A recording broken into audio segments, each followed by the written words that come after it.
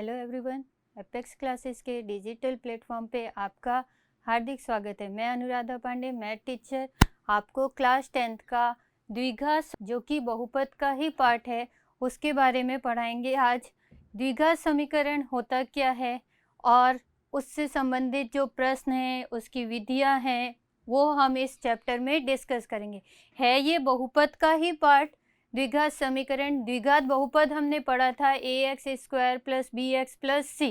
यदि उसमें आगे बराबर 0 लग जाए तो वो क्या बन जाएगा? द्विघात समीकरण बन जाएगा। आपने लास्ट क्लास में पढ़ा था द्विघात बहुपद के बारे में पढ़ा था, जिसमें हमने उसके शून्यक ज्ञात किए थे, शून्यक दिए होने पर बहुपद ज्ञात किया था। आज हम जो पढ़ेंगे वो द्विघात समीकरण है। द्विघात जो बहुपद था उसी को हमने आगे क्या किया? बराबर 0 लगा दिया, और यदि बराबर 0 लगा दिया तो वो द्विघात समीकरण बन जाएगा। द्विघात समीकरण का व्यापक रूप क्या होता है? ax² plus bx plus c बराबर 0। लास्ट में जो टॉपिक खत्म हुआ था वो बहुपद था चैप्टर में, उससे संबंधित बहुत से क्वेश्चन है। प्रश्नावली 3.1 और 3.2 कुछ क्वेश्चन हमने कराए थे, कुछ आपको खुद करने हैं। आज जो हम पढ़ रहे हैं उसी में आगे है कंटिन्यू द्विघात समीकरण, जिसका व्यापक रूप होता है ax² plus bx plus c बराबर 0।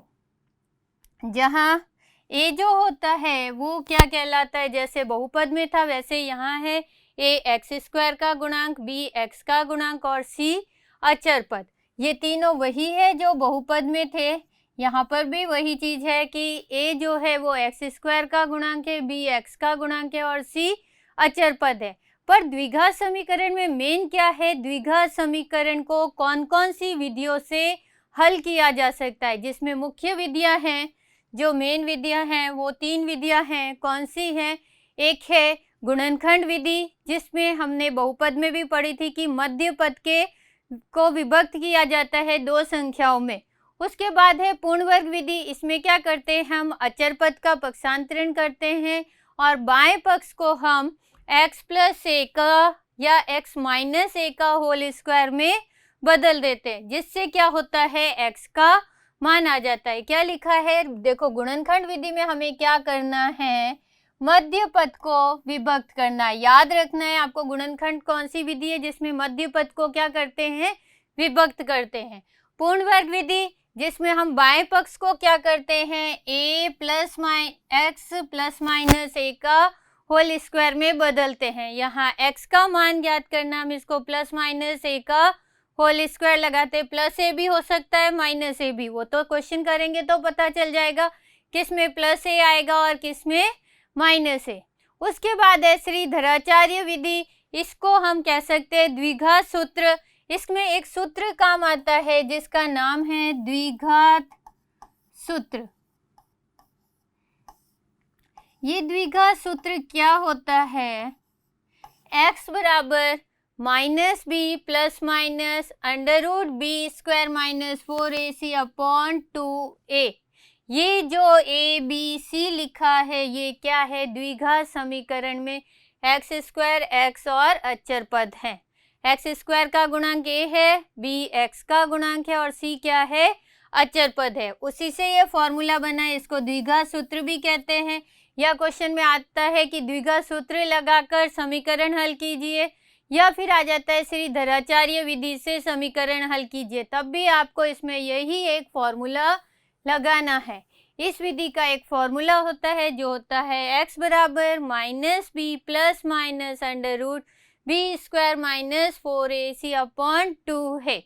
यहाँ b² माइनस 4ac क्या बोलते हैं? इसको विविक्त कर बोलते हैं। इसके बारे में हम पढ़ेंगे अगली क्लास में डिटेल से, जिसमें इसके आधार पर हम बताते हैं कि मूलों की प्रकृति कैसी होगी। मूल मतलब जो द्विघात समीकरण है उसमें जो x का मान होता है वो क्या कहलाता है? मूल कहलाता है। जैसे द्विघात समीकरण में x की घात 2 है तो उसके मूल भी कितने होंगे? 2।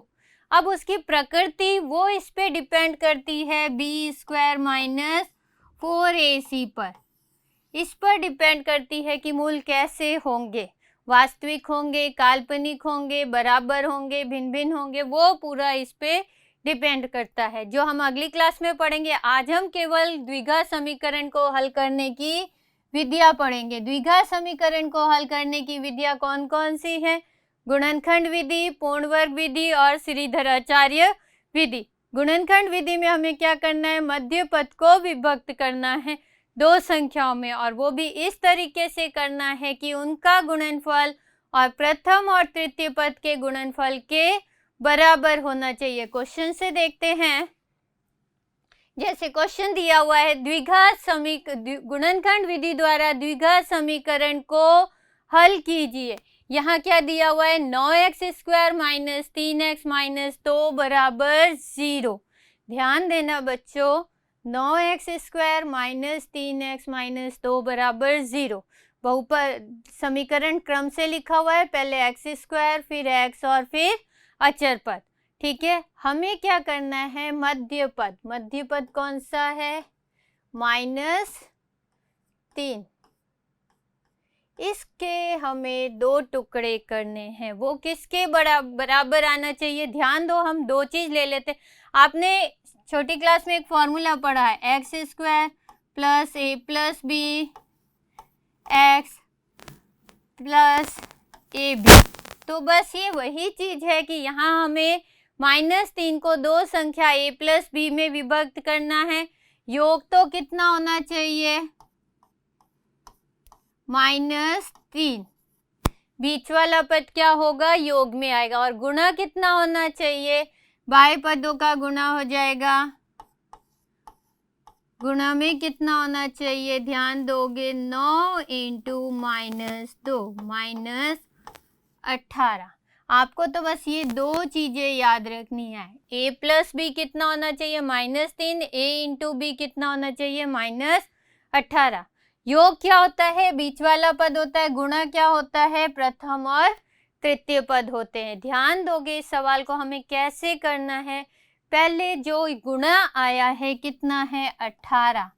इस 18 को हमें दो संख्याओं में विभक्त करना है, इसके गुणनखंड लिखने हैं।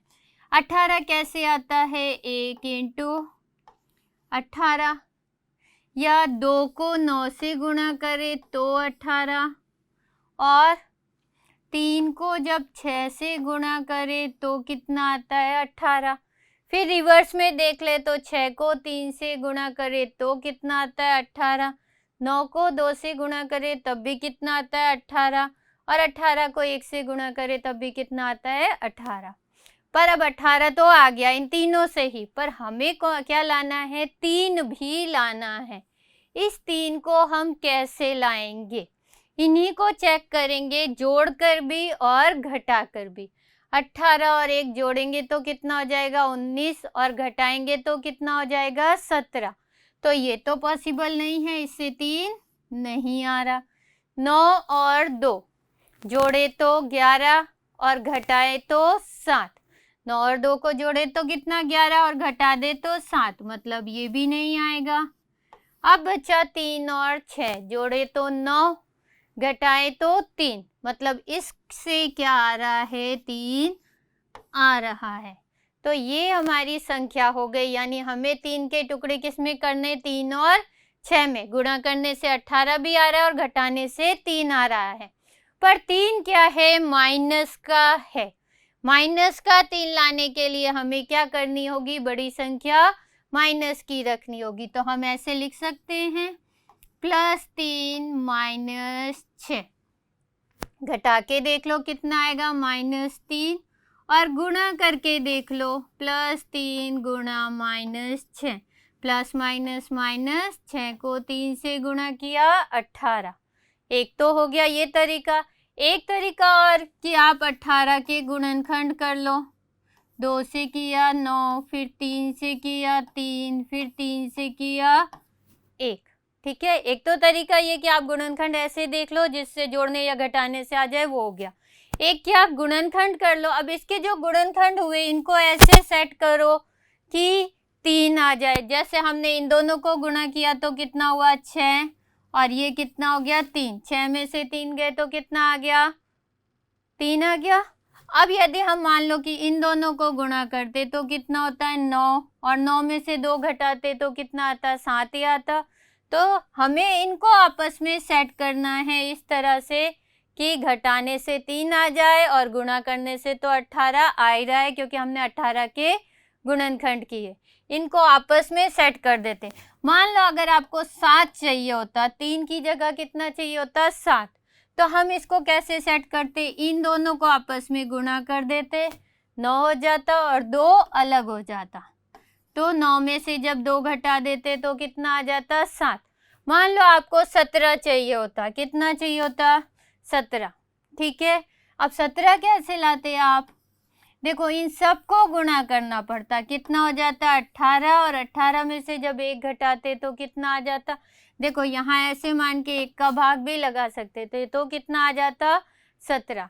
तो आप या तो इस तरीके से कर सकते हो या गुणनखंड करके उनको इस तरह से एडजस्ट करो कि मध्य पद में विभक्त हो जाए। वापस समझो, ये तरीका बेस्ट है कि आप 1 × 18 18 लिख सकते हो, 2 × 9 18 आ सकता है, 3 × 6 18 आ सकता है। इस तरह से विभक्त किया जा सकता है। इस क्वेश्चन को देखते हैं कैसे करेंगे। हमने 2 संख्याओं का चयन किया, कौन सी, +3 और -6। इसको लिखना है यहाँ पर, कैसे लिखोगे, 9x² माइनस +3x -6x -2। अब जो 2 संख्या ली गई है उनमें से आप किसी को भी पहले, किसी को भी बाद में लिख सकते हो, सवाल गलत नहीं होगा। आप चाहो तो -6 वाले को भी पहले लिख सकते थे और इसको बाद में लिख सकते थे। ठीक है बच्चों, अब देखो हमें क्या लेना है, उभयनिष्ठ। उभयनिष्ठ कैसे लिया जाता है, समूहन विधि द्वारा 2-2 का समूह बना के उसमें से उभयनिष्ठ लिया जाता है, कॉमन लिया जाता है। कॉमन किस तरह से लिया जाता है, जो संख्या दोनों में आ रही है वो देखो किस पहाड़े से डिवाइड हो रही है, किसका भाग लग रहा है। जैसे 9 और 3 दोनों में किसका भाग लग सकता है, 3 का। तो 3 हमने क्या किया, उभयनिष्ठ लिया। साथ में क्या, x भी हमने क्या लिया, उभयनिष्ठ लिया। क्या उभयनिष्ठ लिया, 3 और x। अब इसका हमें क्या करना है, भाग लगाना है। किस में, पहले 9x² में हम 3x का भाग लगाएंगे। तो 9 का भाग 9 में भाग लगाया 3 का, 3 आ जाएगा, और x² में जब x का भाग लगाएंगे तो कितना आ जाएगा, x। ये आ गया 3x। उसके बाद यहाँ क्या लिखा हुआ है, +3x। +3x में जब आप 3x का भाग लगाओगे तो कितना आएगा बच्चों, 3x आ जाएगा, प्लस का 1 आ जाएगा, क्योंकि ये इससे कट जाएगा, आएगा कितना, 1। अब इधर लेना है हमें कॉमन। किस तरह से लेंगे कॉमन, ध्यान से देखो क्या कॉमन आ रहा है बच्चों, ध्यान दो, माइनस तो कॉमन नजर आ रहा है, और 6 और 2, 6 और 2 दोनों किसकी टेबल में आ सकते हैं, 2 की ही में आएंगे, 3 में तो नहीं आएगा, 3 में 6 आ जाएगा, 2 नहीं आएगा। तो हमने उभयनिष्ठ क्या लिया, एक तो माइनस और एक 2।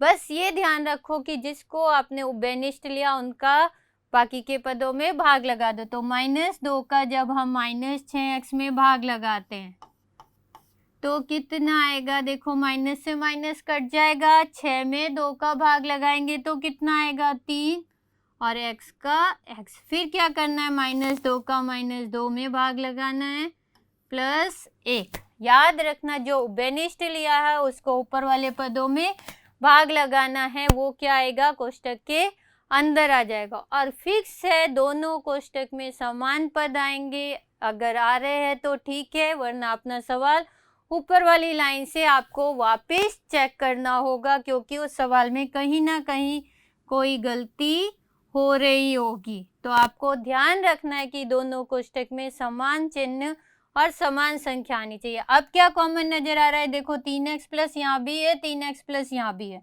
तो कॉमन क्या आ जाएगा, 3x प्लस 1। दूसरे कोष्टक में क्या बच जाएगा, यहाँ 3x और यहाँ -2, 3x -2। ठीक है, आपको बराबर 0 लगाते चलना है। बहुपद होता तो बराबर में 0 नहीं होता, समीकरण है इसलिए बराबर 0। अब दोनों को अलग अलग बराबर 0 रख दो, 3x प्लस 1 बराबर 0, 3x माइनस 2 बराबर 0। पक्षांतरण करते हैं, ये प्लस का 1 इधर आएगा माइनस 1 और ये 3 कहाँ आ जाएगा बट्टे में, तो 3x क्या आएगा माइनस 1 और x कितना आ जाएगा माइनस 1 बट्टा 3। समझ रहे हो बच्चों। अब इसी तरह इधर माइनस 2 का पक्षांतरण किया तो प्लस 2, 3x पक्षांतरण किया प्लस 2, x बराबर कितना आ जाएगा 2 बट्टा 3। तो ये दोनों क्या आ गए समीकरण के मूल कह दो, समीकरण का हल कह दो। बहुपद में तो हम क्या कहते थे बहुपद के शून्यक, पर समीकरण में हम इसको क्या कहेंगे समीकरण के मूल कहेंगे या फिर समीकरण का हल कहेंगे। ये दोनों ही क्या है इस समीकरण का हल है। आप इसको इसमें मान रख के देखोगे तो आंसर क्या आएगा 0 आएगा। ठीक है बच्चों, एक सवाल और देखते हैं। इसी विधि से क्या दिया हुआ है 100x² माइनस 20x प्लस 1। तो दो चीजें आपको याद रखनी है, एक होता है योग, योग कितना होगा बीच वाला पद माइनस 20 और गुणा कितना होगा साइड वाले पदों को गुणा करना है, 100 को 1 से गुणा करना है, 100 इंटू 1 कितना आएगा 100। अब हमें 100 को ऐसे विभक्त करना है कि 20 भी लाना है और 100 भी आ जाए। तो देखो 1 को जब 100 से गुणा करते हैं तो क्या आता है 100 आता है। 2 को किससे गुणा करते हैं 50 से तो 100 आता है। 3 को नहीं, 4 को नहीं, 4 को किससे गुणा करते हैं 25 से तो 100 आता है। 5 को गुणा करते हैं 20 से तो 100 आता है। और कैसे आता है 100, 10 को 10 से जब गुणा करते हैं तो कितना आता है 100 आता है।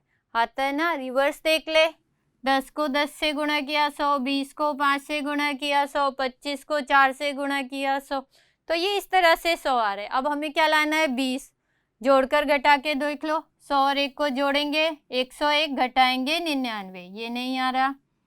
2 और 50 को जोड़ेंगे 52 घटाएंगे 48, ये भी नहीं आ रहा। 4 और 25 को जोड़ेंगे 29 घटाएंगे 21, नहीं आ रहा। 5 और 20 को जोड़ेंगे तो 25 हो जाएगा और घटाएंगे तो कितना हो जाएगा 15, ये भी नहीं हो सकता। 10 और 10 को जोड़ेंगे तो कितना आएगा 20 आ रहा है, पर 20 क्या है माइनस का और दोनों को हमें क्या करना है जोड़ना है, यानी हमारी दोनों ही संख्या क्या होगी माइनस की, क्योंकि जब दोनों माइनस की होगी तभी जुड़ेगी। यदि एक माइनस की होती और एक प्लस की होती तो वो जुड़ती नहीं, वो क्या होती घट जाती और घट के क्या आ जाता आंसर 0 आ जाता। परंतु हमें 20 लाना है, 10 और 10 को जोड़ने से 20 आ रहा है, पर यदि दोनों प्लस का होता तो प्लस का 20 आता, पर हमें क्या लाना है माइनस 20, तो दोनों को ही क्या रखना है माइनस का रखना है। तो आंसर कितना आएगा माइनस 20 और माइनस 10 को माइनस 10 से जब गुणा करेंगे तो माइनस और माइनस क्या हो जाएगा प्लस, और 10 को 10 से गुणा करेंगे तो क्या हो जाएगा 100। तो दोनों ही आ रहा है, 100 भी आ रहा है और माइनस 20 भी आ रहा है। तो गुणनखंड जो हमने किया वो क्या हो गया 100x² minus 10x minus 10x plus 1 बराबर 0। पहले और तीसरे पद को कुछ चेंज नहीं करना, बस हमें माइनस 20 के टुकड़े करने थे, माइनस 10 और माइनस 10।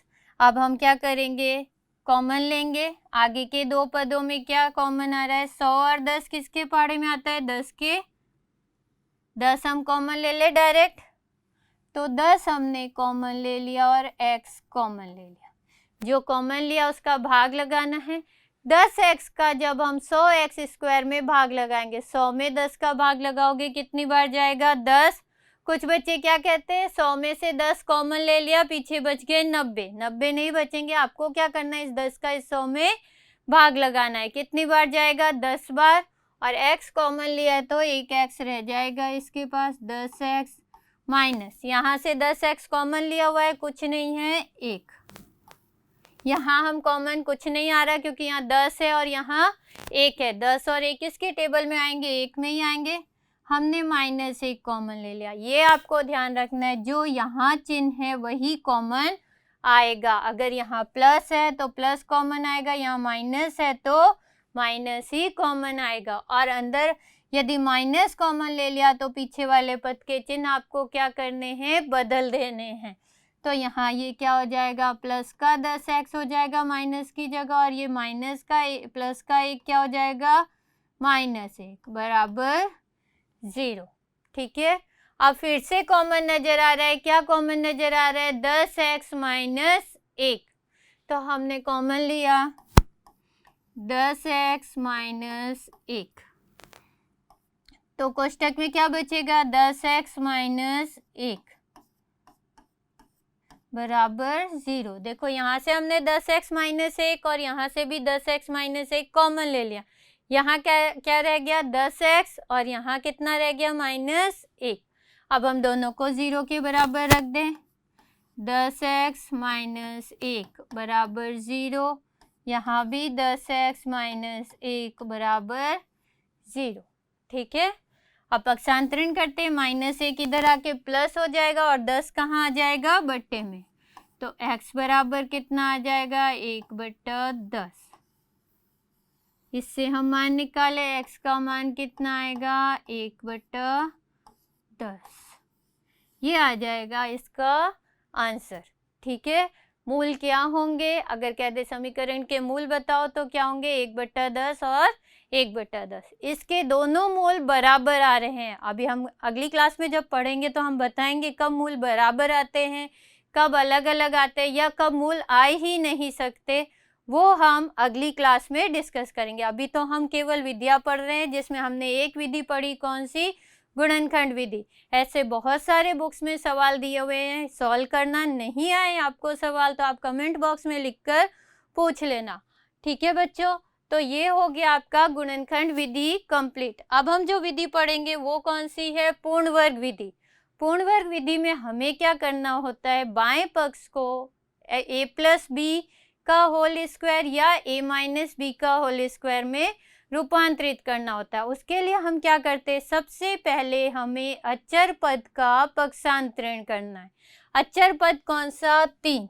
इसका पक्षांतरण 3 स्टेप याद रखना है। सबसे पहले अचर पद का पक्षांतरण, फिर x² के गुणांक का सभी पदों में भाग। जैसे यहाँ x² के साथ क्या लिखा हुआ है, 2, तो 2 का हम क्या करेंगे, सभी पदों में भाग लगाएंगे।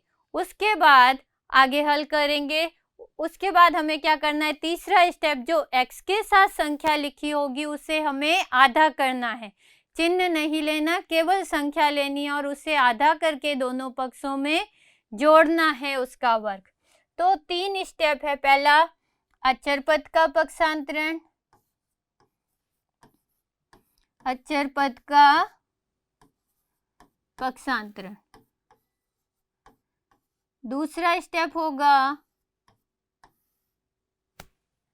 x² के गुणांक का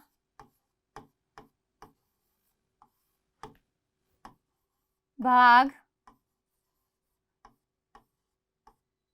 और तीसरा स्टेप जो होगा x के गुणांक के आधे का वर्ग, x के गुणांक के आधे का वर्ग, आधे का वर्ग क्या करना है, दोनों पक्षों में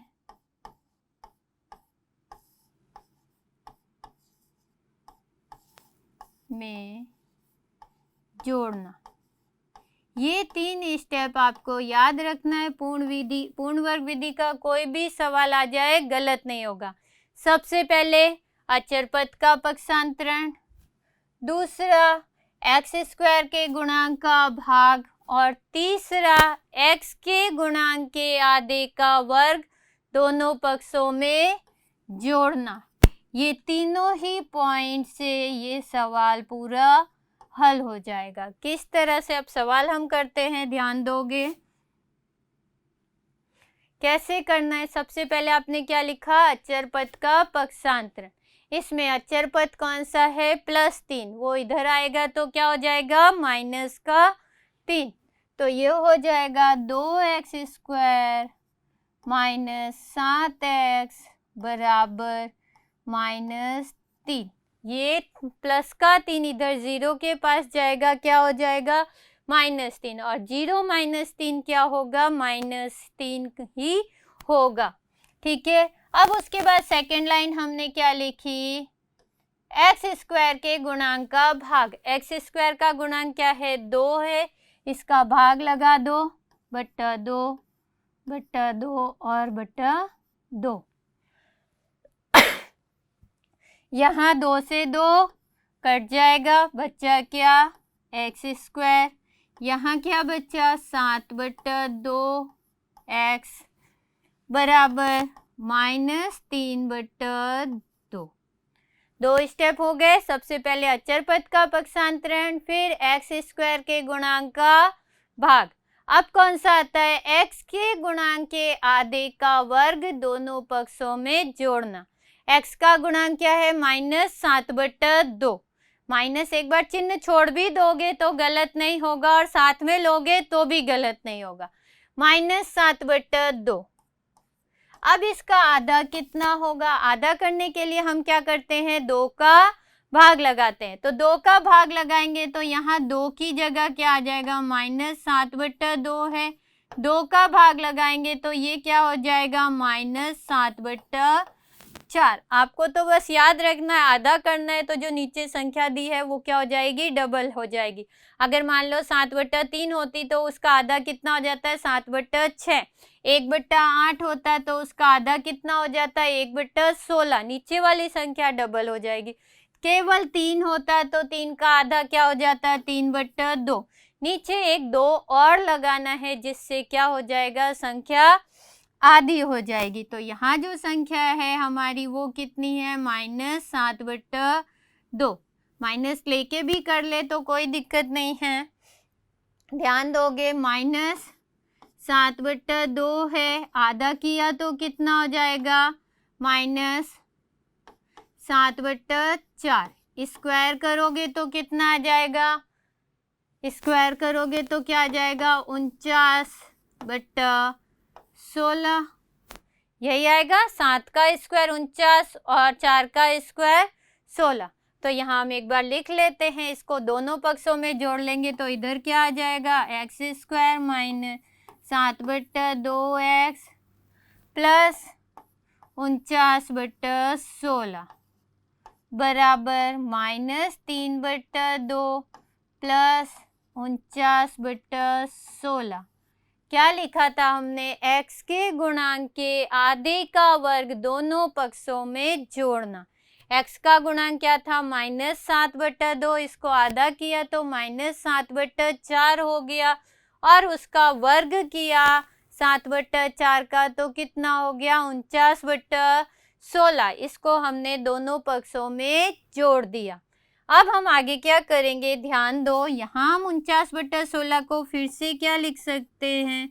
x² -7/2x प्लस, यहाँ हम इसको क्या लिख सकते हैं? 7/2, 4 का होल स्क्वायर लिख सकते हैं।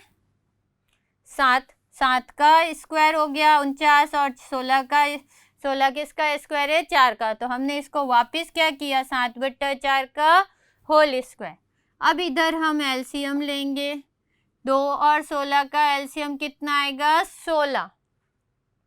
ठीक है, 2 का भाग लगाएंगे। 16 में कितनी बार जाएगा? 8 बार। 8 को ऊपर हमें इस 3 से गुणा करना है, 24 प्लस 16 का भाग 16 में एक बार, 1 को ऊपर 49 से गुणा कर देंगे, 49। ठीक है, अब देखो यहाँ 49 में से 24 कट जाएगा, कितना बचेगा? 25। तो इधर तो आ गया 25/16। इधर हमें क्या करना है? ध्यान दो, ये जो है एक फॉर्मूला बन रहा है, कौन सा? A square plus b square, बीच में क्या है -2ab, तो a square plus b square -2ab, ये किसका फॉर्मूला होता है, a माइनस बी का होल स्क्वायर। तो हम यहाँ इसको क्या लिख सकते हैं, देखो आपको कुछ फॉर्मूला भी नहीं याद रखना, यहाँ क्या है x का स्क्वायर, यहाँ क्या है 7/4 का स्क्वायर, तो आप क्या लिखोगे, x लिखोगे 7/4 लिखोगे। अगर बीच वाला पद माइनस साइन का है तो माइनस लगाओगे, प्लस साइन का है तो प्लस लगाओगे, और क्या कर दोगे, होल स्क्वायर। क्यों करेंगे हम होल स्क्वायर, देखो यहाँ ये फॉर्मूला बन रहा है, कौन सा फॉर्मूला बन रहा है, a square minus b square sorry plus b square -2ab, ये क्या होता है, a माइनस बी का होल स्क्वायर। तो यहाँ हम इसको इसी फॉर्मूले को यूज़ करते हुए लिखेंगे, तो यहाँ क्या लिखेंगे, x माइनस 7/4, इसको x लिखा, इसको 7/4 लिखा, और अलग अलग स्क्वायर ना लगा के क्या हो जाएगा, होल स्क्वायर। तो हम इसको क्या लिखेंगे, x माइनस 7/4 का होल स्क्वायर, और इधर कितना आ गया था 25/16। अब देखो जब इधर से स्क्वायर हटाएंगे तो इधर क्या आ जाएगा, रूट हो जाएगा, तो x माइनस 7/4 बराबर कितना हो जाएगा, √25/16। x माइनस 7/4 कितना हो जाएगा बच्चों, रूट निकालेंगे, 25 का रूट 5 और 16 का 4, पर आगे प्लस माइनस लगेगा। ये क्यों लग रहा है, देखो अगर हम 4 का स्क्वायर करते हैं तो कितना होता है 16, और यदि -4 का स्क्वायर करते हैं तो भी कितना होता है 16। तो हम यही मान लें कि ये 25 हो सकता है +5 का स्क्वायर हो या -5 का, इसलिए प्लस माइनस दोनों लगता है। अब इस -7/4 को उधर ले जाएंगे तो x बराबर कितना आ जाएगा, ±5/4 प्लस 7/4, एलसीएम ले ले तो कितना आ जाएगा 4। जब हर समान होते हैं तो वही आता है और ऊपर वाली संख्या भी वही हो जाती है, +5 ±5 प्लस 7। अब अगर हमें क्या करना है, मूल ज्ञात करने, मूल 2 होंगे, एक बार हम यहाँ प्लस का 5 लेंगे और एक बार -5, तो इसको इस तरह से लिख सकते हैं, प्लस चिन्ह और माइनस चिन्ह। तो प्लस का साइन ले रहे हैं तो x बराबर कितना आ जाएगा, ध्यान दोगे, x बराबर प्लस का 5 प्लस का 7 +5 प्लस 7/4, यानी x बराबर कितना आ जाएगा 12/4, या x बराबर कितना आ जाएगा 3। एक अब माइनस साइन लेते हैं तो x बराबर कितना हो जाएगा -5 प्लस 7/4, तो x बराबर कितना आ जाएगा, 7 में से 5 चले गए 2/4, सरल करेंगे 2 से काटेंगे, 2 एकम 2, 2 दूनी 4, तो x बराबर कितना आ जाएगा बच्चों 1/2, यानी ये आ गए समीकरण के हल। वापिस समझेंगे, ध्यान दो एक बार, सवाल क्या दिया हुआ है, 2x² - 7x + 3 बराबर 0। हमने 3 स्टेप आपको बताए, ये 3 स्टेप आपको अच्छे से याद रखना है।